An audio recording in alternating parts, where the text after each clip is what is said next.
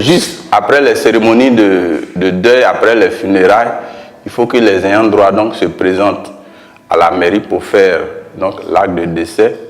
Ensuite, devant le tribunal du dernier domicile du défunt pour faire un document qu'on appelle le jugement d'hérédité qui est établi au tribunal et qui va dresser la liste des héritiers que la personne qui décède a laissé.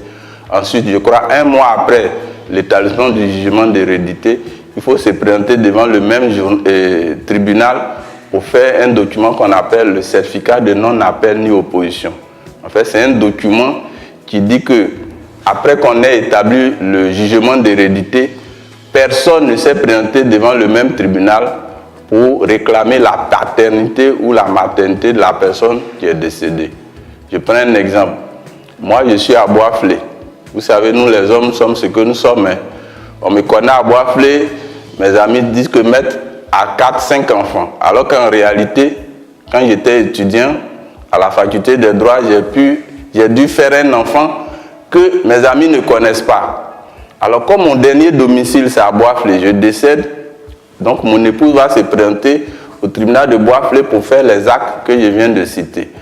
Alors on donne un délai d'1 mois, peut-être à la maman de l'enfant que j'aurais eu à Abidjan, de se présenter devant le tribunal pour dire « Ah, attention, moi aussi j'ai eu un enfant de maître, or son nom ne figure pas sur le jugement d'hérédité et cela permettrait donc au juge de reprendre le jugement pour faire figurer cet enfant-là.